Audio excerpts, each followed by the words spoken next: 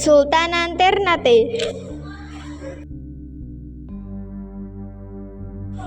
Asal-usul Kesultanan Ternate. Pulau Gapi atau kini Ternate mulai ramai di awal abad ke-13. Penduduk Ternate awal merupakan warga eksodus dari Halmahera. Awalnya di Ternate terdapat 4 kampung yang masing-masing dikepalai oleh seorang momole atau kepala marga. Merekalah yang pertama-tama mengadakan hubungan dengan para pedagang yang datang dari segala penjuru mencari rempah-rempah. Penduduk Ternate semakin bertambah dengan bermukimnya pedagang Arab, Jawa, Melayu, dan Tionghoa. Oleh karena aktivitas perdagang yang semakin ramai, ditambah ancaman yang sering datang dari para berompak, atas prakarsa memoleh guna pemimpin Tobona diadakan musyawarah untuk membentuk suatu organisasi yang lebih kuat dan mengangkat seorang pemimpin tunggal sebagai raja. Tahun 1257, Momole Ciko, pemimpin Sempalu, terpilih dan diangkat sebagai Kolano atau raja pertama dengan gelar Bab Masyur Malamo dari tahun 1257 sampai 1272. Kerajaan Gapi berpusat di kampung Ternate yang dalam perkembangan selanjutnya semakin besar dan ramai, sehingga oleh penduduk disebut juga sebagai Gamlamo atau kampung besar. Semakin besar dan populernya kota Ternate, sehingga kemudian orang lebih suka mengatakan kerajaan Ternate daripada kerajaan Gapi. Di bawah pimpinan beberapa generasi penguasa berikutnya, Ternate berkembang dari sebuah kerajaan yang hanya berwilayahkan sebuah pulau kecil menjadi kerajaan yang berpengaruh dan terbesar di bagian timur Indonesia, khususnya Maluku.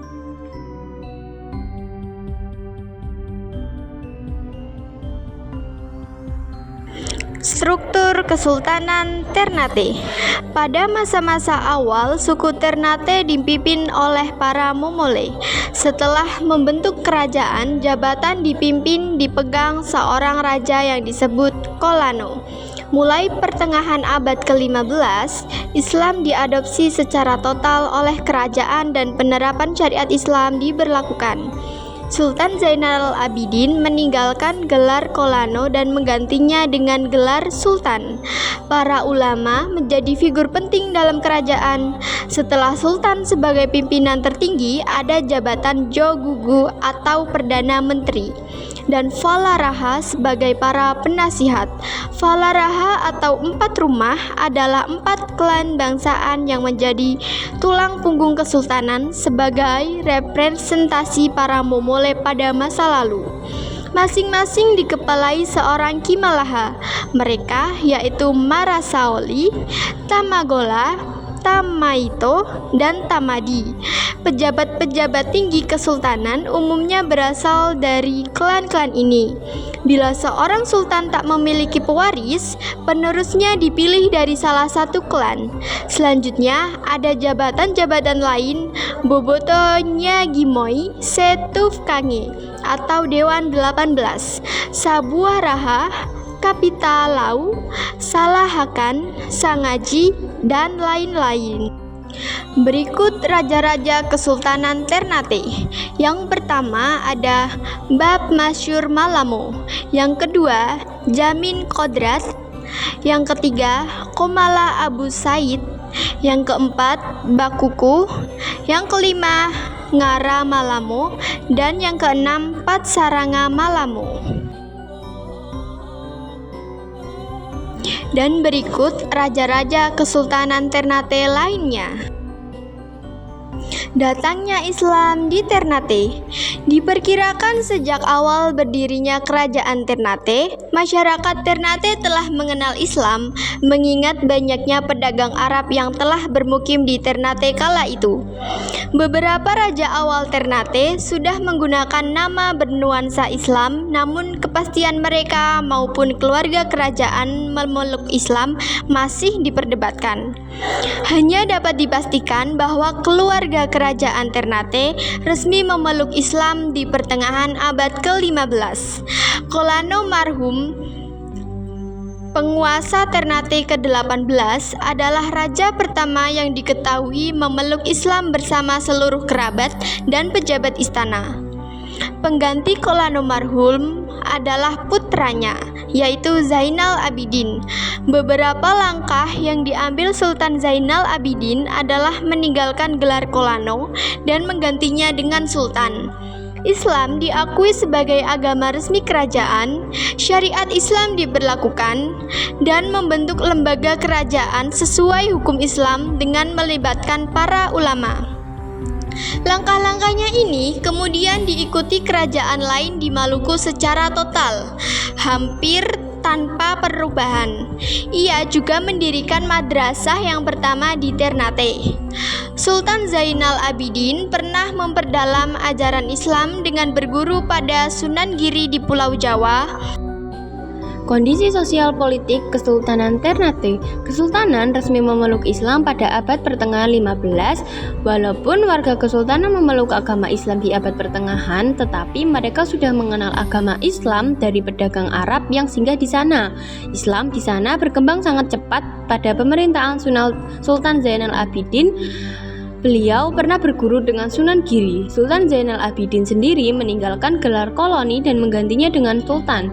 Beliaulah pendiri pertama madrasah di Maluku, yang kemudian diikuti oleh kesultanan lainnya untuk kepentingan perdagangan. Kesultanan Ternate membangun persekutuan Uli Lima atau persekutuan 5 saudara, sedangkan Kesultanan Tidore membangun Uli Siwa. Keduanya hidup berdamai. Kemudian semenjak bangsa Barat masuk, mereka menjadi musuh. Saat itulah benih-benih konflik muncul, seperti melakukan kegiatan monopoli perdagangan dan mencampuri urusan internal Kesultanan Ternate. Sultan Kairun berhasil menyatukan wilayahnya di Maluku Utara, namun beliau dijebak oleh Portugis dan putranya Sultan Baabullah melanjutkan jejak sang ayah. Sultan Baabullah berhasil mengusir Portugis dari Ternate di bawah pimpinannya. Masa kejayaan Kesultanan Ternate. Masa kejayaan Kerajaan Ternate mengalami perkembangan pesat sekitar abad ke-15 Masehi pada bidang pelayaran serta perdagangan. Kerajaan Ternate mengalami berbagai banyak kemajuan. Hal itu didorong dengan keberadaan rempah-rempah. Adapun masa kejayaan Kerajaan Ternate berada di bawah kepemimpinan Sultan Baabullah. Setelah dirinya berhasil mengalahkan bangsa Portugis, di bawah kepemimpinannya Kerajaan Ternate mampu memperluas wilayah kekuasaannya di kawasan Maluku, Sulawesi Timur, Sulawesi Utara, Sulawesi Tengah, hingga ke selatan Kepulauan Filipina. Kemunduran Kesultanan Ternate. Kerajaan Ternate mulai mengalami kemunduran setelah Sultan Baabullah wafat pada 1583 Masehi. Tidak lama kemudian, Spanyol berani melakukan serangan dan berhasil merebut benteng Gamu-Lamu pada 1606 Masehi. Kehidupan politik Kerajaan Ternate pun semakin kacau saat VOC datang dan memenangkan persaingan melawan bangsa barat lainnya. Sejak saat itu, VOC memegang hak atas monopoli perdagangan dan mulai mendirikan benteng di Ternate. Menjelang akhir abad ke-17, Kerajaan Ternate sepenuhnya berada di bawah kendali VOC. Peninggalan Kesultanan Ternate. Yang pertama ada Istana Sultan Ternate, Masjid Ternate, dan senjata perang. Kesultanan Tidore. Asal-usul Kesultanan Tidore. Pada awalnya, yang disebut dengan Maluku meliputi Ternate, Tidore, Magian, dan Moti. Keempat wilayah ini bernama Mauluku Kiraha, yang artinya Persatuan Empat Kolano atau Kerajaan. Sesudah terjadi perjanjian Moti pada abad ke-14 Masehi, Kerajaan Magian pindah ke Bacan, sedangkan Kerajaan Moti pindah ke Jailolo. Adapun Kerajaan Tidore dan Kerajaan Ternate tetap hidup berdampingan, kendati kerap bersaing satu sama lain. Raja pertama Tidore adalah Sahajati yang merupakan saudara masyhur Malamu. Raja pertama Kerajaan Ternate berdasarkan berbagai sumber tidak ada keterangan yang menyebutkan bahwa Sahajati telah memeluk agama Islam. Penguasa Tidore yang pertama masuk Islam adalah Ciriliyati dengan gelar Sultan Jamaluddin. Sejak saat itu, Kerajaan Tidore pun berubah menjadi kesultanan atau kerajaan bercorak Islam. Sepeninggal Sultan Jamaluddin, Kesultanan Tidore dipimpin oleh Sultan Al-Mansur. Kala itu, pengaruh asing mulai masuk ke Maluku Utara, termasuk Tidore. Tidore kedatangan bangsa Spanyol yang diterima dengan baik. Sebelumnya, kerajaan tetangga, yakni Kesultanan Ternate, telah terlebih dahulu menjalin relasi dengan bangsa Portugis. Pada masa itu, Spanyol dan Portugis sedang bersaing menanamkan pengaruh di kawasan timur Nusantara. Suasana persaingan pun semakin panas. Portugis berambisi merebut Tidore dari pengaruh Spanyol. Dharma Wijaya dalam Kesultanan Islam Nusantara menyebutkan terjadi beberapa kali peperangan dengan Portugis dan Tidore. Pertikaian ini berakhir dengan perjanjian damai. Portugis bersedia menarik armadanya dari Tidore, namun dengan syarat. Syaratnya adalah semua hasil rempah-rempah dari Tidore hanya boleh dijual kepada Portugis dengan harga seperti yang dibayarkan Portugis kepada Ternate. Kehidupan sosial dan ekonomi Kesultanan Tidore.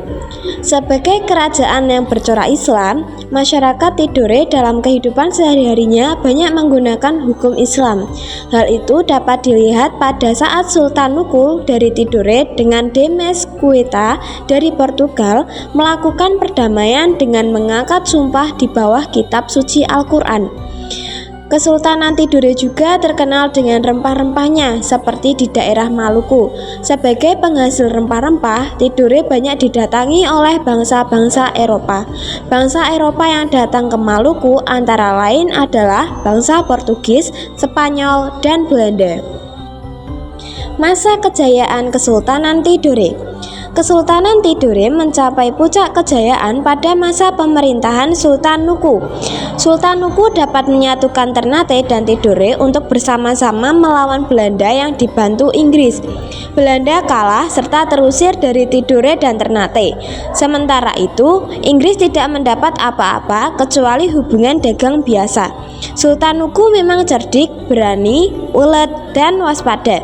Sejak saat itu, Tidore dan Ternate tidak diganggu, baik oleh Portugal, Spanyol, Belanda, maupun Inggris, sehingga kemakmuran rakyatnya terus meningkat. Wilayah kekuasaan Tidore cukup luas, meliputi Pulau Seram, sebagian Halmahera, Raja Ampat, dan sebagian Papua. Pengganti Sultan Nuku adalah adiknya, yaitu Sultan Zainal Abidin. Ia juga giat menentang Belanda yang berniat menjajah kembali Kepulauan Maluku. Kemunduran Kesultanan Tidore. Kemunduran Kesultanan Tidore disebabkan karena diadu domba dengan Kesultanan Ternate yang dilakukan oleh bangsa asing, Spanyol dan Portugis, yang bertujuan untuk memonopoli daerah penghasil rempah-rempah tersebut. Setelah Sultan Tidore dan Sultan Ternate sadar bahwa mereka telah diadu domba oleh Portugal dan Spanyol, mereka kemudian bersatu dan berhasil mengusir Portugal dan Spanyol keluar Kepulauan Maluku. Namun, kemenangan tersebut tidak bertahan lama sebab VOC yang dibentuk Belanda untuk menguasai perdagangan rempah-rempah di Maluku berhasil menaklukkan Ternate dengan strategi dan tata kerja yang teratur, rapi, dan terkontrol dalam bentuk organisasi yang kuat. Peninggalan Kesultanan Tidore, yaitu ada Istana Kerajaan Tidore, Benteng Tahula, Benteng Tore, dan Masjid Sultan Tidore. Lokasi dan sumber sejarah. Kesultanan Ternate dan Kesultanan Tidore adalah salah dua dari 4 kesultanan Islam di Maluku. 2 kesultanan Islam lainnya adalah Kesultanan Bacan dan Kesultanan Jailolo. Secara geografis, kedua kesultanan ini terletak di Kepulauan Maluku antara Sulawesi dan Papua.